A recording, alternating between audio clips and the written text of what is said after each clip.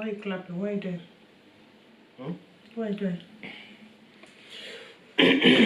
You're not recording yet, are you? I'm recording. Are you? Yeah. Oh dear.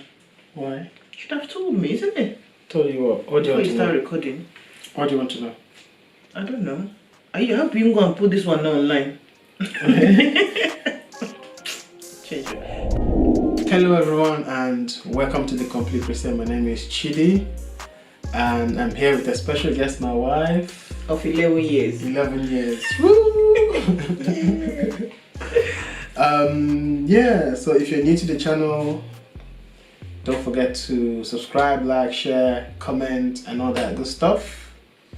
So yeah, we're here to talk about our genesis, the genesis of our 11 years marriage, how we met and all that stuff. So yeah, it's probably going to be like a 2-part or 3-part video, so we don't even know how it's going to be like. So yeah. So what do you think? I think we should go first, isn't it? Really? Tell us, yeah. And first of all, I believe our meeting was planned from above. I think so, because I never wanted to go to poly. I wanted to do pharmacy in one of the universities anyway. So polytechnic for me was just out of nowhere. My father said to us, well, the year we're writing JAMB, write all the exams that year. So JAMB, poly JAMB, what's the other one? NECO. NECO, wait, then YFGC, NECO, all this we did. Just to give us like all the chance to get into uni as soon as you finish your secondary school, not staying at home. So when I did my poly, when I was filling the form, it was actually like just filled anything because I didn't like chemistry. So I just needed any course that doesn't need chemistry. So whatever, I just literally was looking through the code and I just put something, estate management. I didn't even remember it because I just know it's something that doesn't need chemistry. I put it in there and submitted the form. I didn't even check the day of the polyjam exam. It was like the day before. Somebody reminded me, oh, have you gotten your center? I said, what center? I said, polyjam is tomorrow. I said, I don't know my sister. My center. My sister went and got my center for me, found my center and went the next morning. I literally just scribbled, just for the sake of it, just to please my dad. I never wanted to do polyjam anyway. I scribbled, and funny enough, results were out. I didn't check until I was hoping I would do pharmacy, and that was where my mind was. Then my dad came back. At the time, my dad was on transfer to Enugu, so he came back and he was asking, oh, how far your polyjam? Like, I don't know, I didn't pass my jam. So what about your polyjam? I said, I don't know. My dad was like, all hell was let loose. Like, hey, you want to stay at home after all my suffering? My dad was like, oh yeah, off you go tomorrow to where we go and check. Off I go the next day, naked the Imo State, my first time. I got there with my cousin and then I went to the department. They said, is there state management? I applied for. I went there, I remembered. I got there. So what choice? Is it first choice or second choice? So I don't know. And then they were checking my name and they found my name number 50 on the merit list, admission. And that was how I started estate management too. And then obviously made a few friends and my friends were like, oh, let's join NIFES.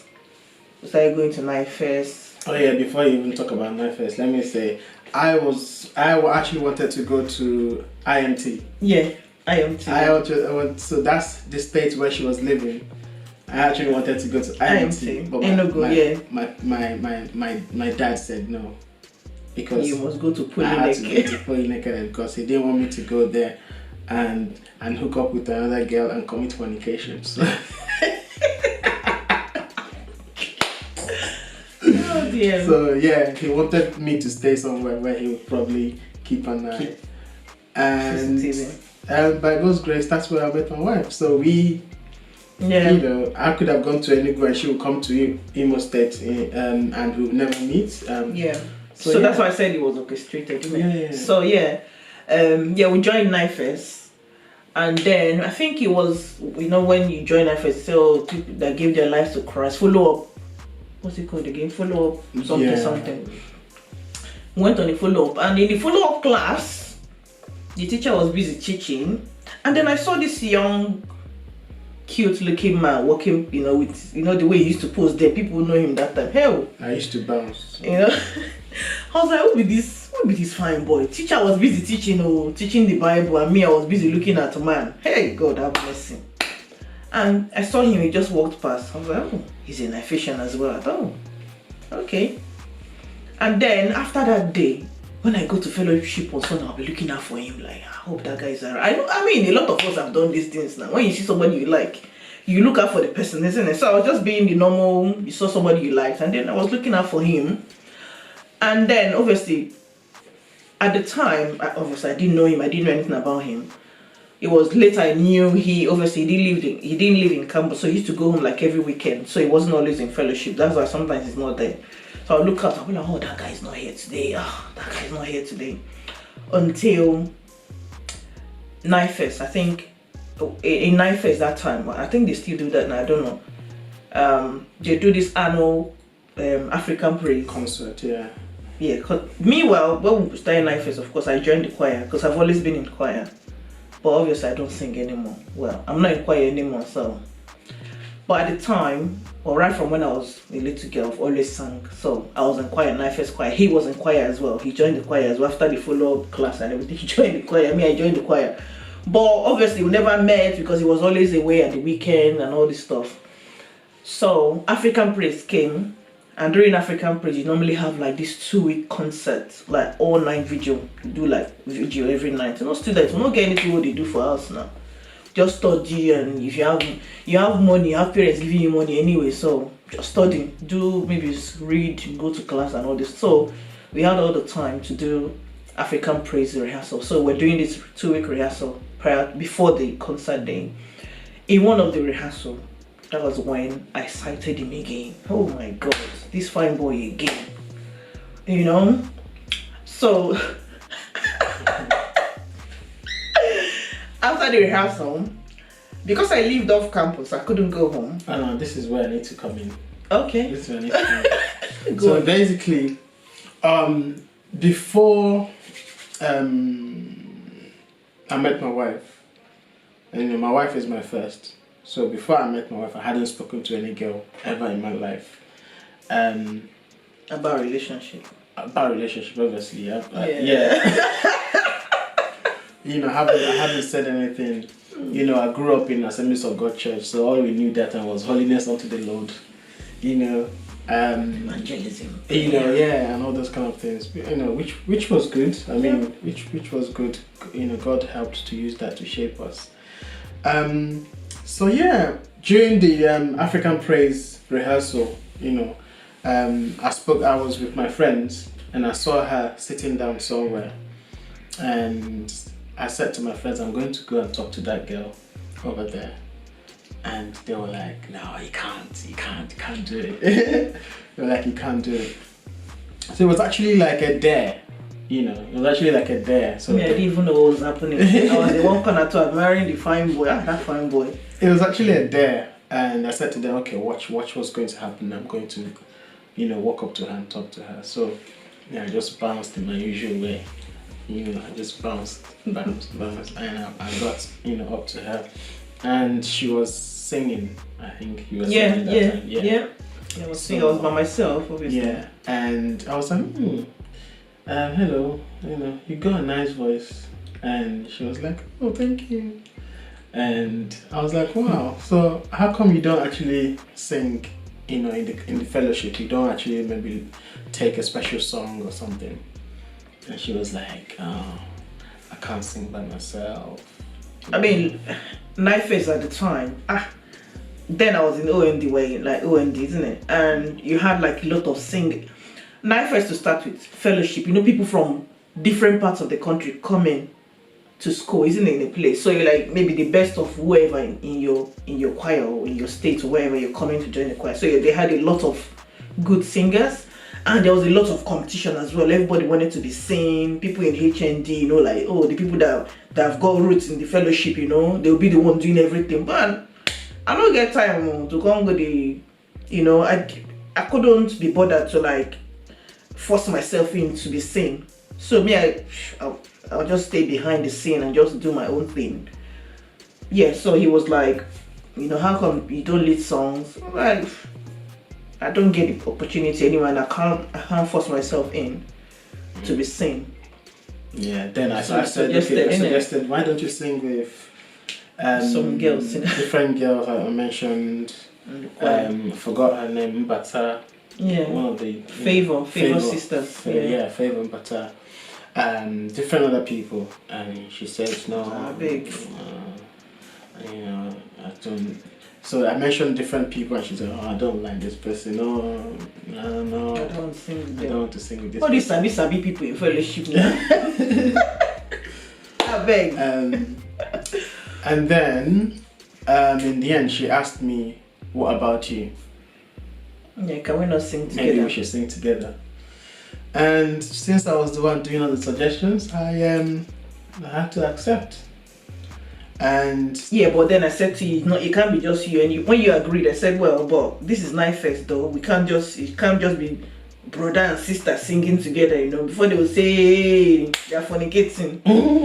We said, let's go and get one person at least. Then we are 3 of us sitting there so we got Akan, isn't it? Yeah. So yeah, it was actually the next day.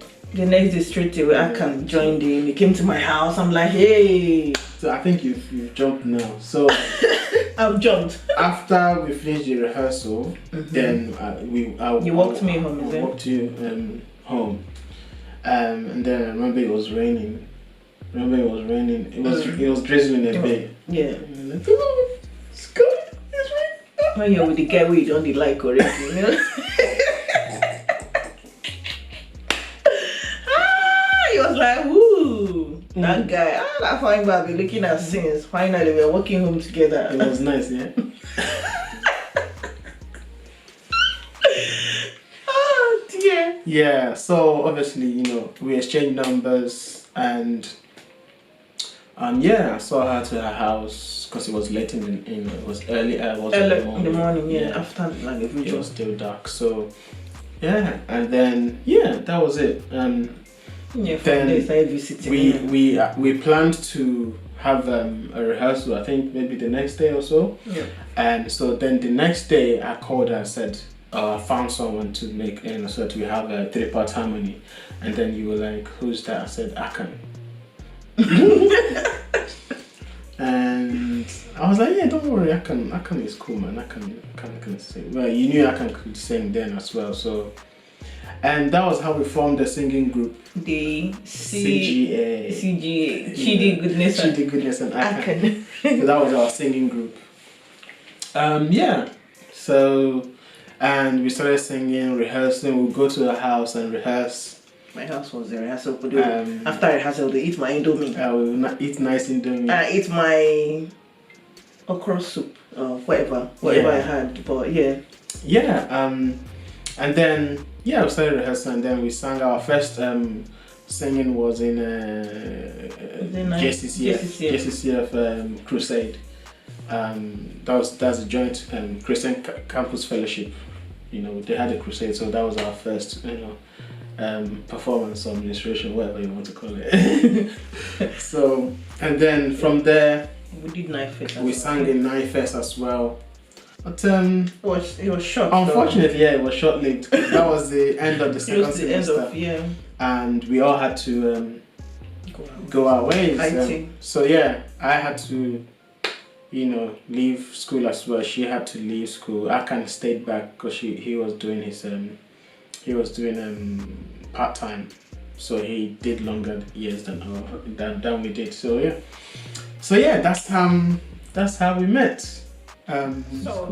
Anyway, after we went on 1 year IT,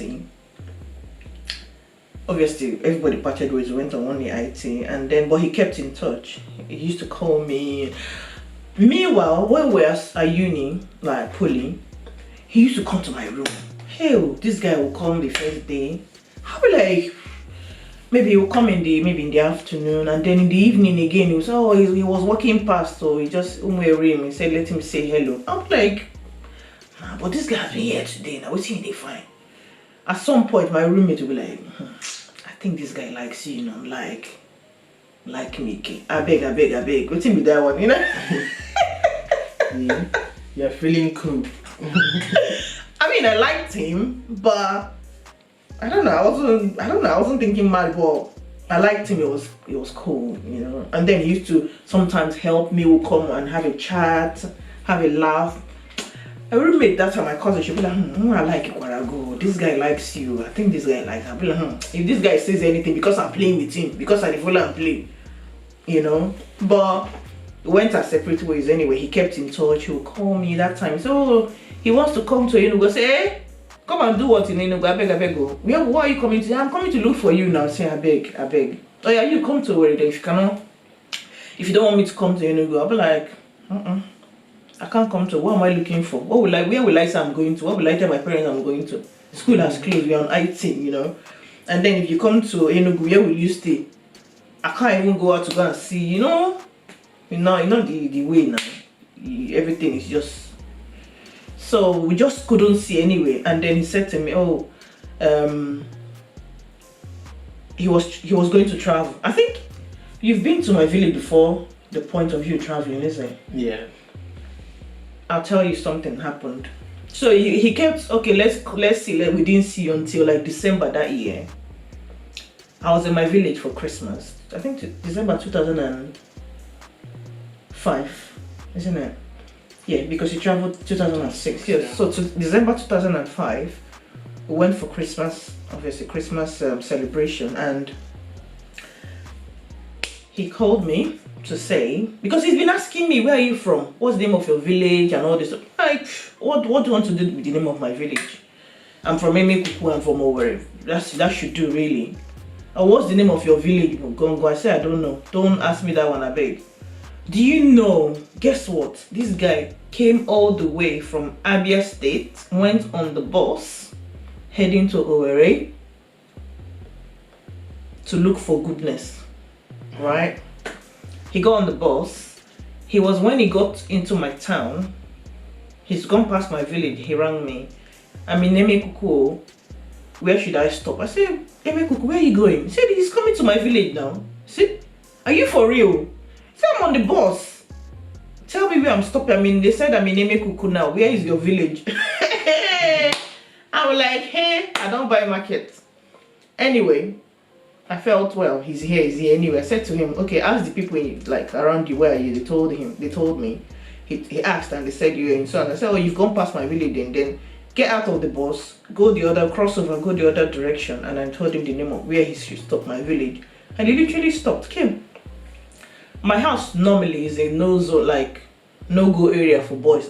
Men don't come to my house, so my papa will pour water on your body, hot water or anything. So it was like, I was really worried, like, what would my dad say? A man coming to look for me. Then again, Christmas period is like quite a free time, like it's time to celebrate, bring friends, and the security wasn't that tight, I would say. Like, it wasn't that you're free to do whatever at that time. Christmas is like a free time. Yeah. So it wasn't that strict. I was surprised he came to the house. My dad, oh, what's your name? They had a handshake and, sit down, and they had the chat. So they served him whatever they ate, had the chat and everything. And he left. And my dad didn't say a word, like to say, oh, who is that guy? Why is he coming to look for, like, what he would normally do?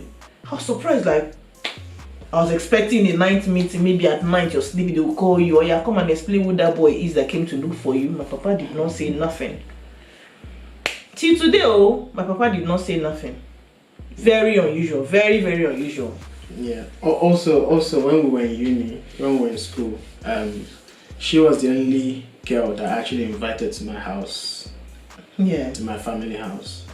And yeah, I invited her, and she came to the house. And your dad was even worse, isn't it? my dad was like, oh, welcome. How are you? Hey. He didn't talk about fornication. He didn't talk about who is this girl. He was like, hey, yeah, go and buy her something, serve her, make her, welcome and everything. Which was shocking. His dad is worse. It was shocking as well. And then So after she left, so my dad was like, this girl is better than all the other girls you've taken pictures with from that university. And this is the best. That he said in his heart, he's wishing that this Chidi will marry this girl. That was what he said, you know. Yeah. And now we're married. Unusual. Yeah. Unusual, you know. But yeah. So yeah, I think it was during that time that I told you that I was going to travel abroad, and go to the UK. And something else I wanted to point out as well. When I would go to a house, you know, I would I would say, oh, I'm going to see my G, you know, because her name is Goodness. So I would say, I'm going to see my G. So I used to call her my G. I actually saved her name on my phone as my G. So I would go and see her, and then some people would be like, you know, because people knew me from my family in my area, the area where I lived. So when they see me in uni going to her house, they'd be like, I'm going to tell your dad, because they knew my dad was a deacon, and my mom was a deaconess in the church. So they'd be like, I'm going to tell your dad, and I'd be like, well, I don't care. Tell him. Don't get liver because of gay. So I'll be like, I don't care. Tell him, you know. I said, she's going to be my wife. Without, you haven't even told the girl nothing. You know, like I think because I was the one that was crazy in love, and she was busy because, you know, she's seen, you know, big boys and everything. So I'm sure she was looking at me like, you know, just. Me, I was like, I beg, send it back your belly. I beg, shift. But yeah, I didn't know what's. I mean, I loved her so much. I just didn't know what made me to have that much, you know, confidence. I don't know. It was too strong. It was too strong. So it was almost as if I was prophesying on my life that, you know, she was going to be my wife. And then here we are, 11 years after. I wouldn't say 11 years after. I would say maybe 15 years after. Yeah. Because that was before our wedding. Yeah. So yeah, and then June 2006. Yeah. And I traveled over to the UK. Yeah. And before then, you know, you used to be like, oh, you're traveling. I'm like, travel now. What are you doing here? I bet travel. If you want to travel and just leave us alone, you know. I remember you said, I said to you, I'm going to travel. I remember in your room, I said, I'm traveling, and then you were like, oh, you said, oh, it was nice meeting you and all that, and you were like, maybe you never know, by the time you come back, I'll have married children. Because I was dating all useless guys. God forgive me, bro. So, you know, you felt like someone used dagger and just stabbed me in my heart, like, ah! You know. Why did you not talk? But yeah, so yeah, I traveled.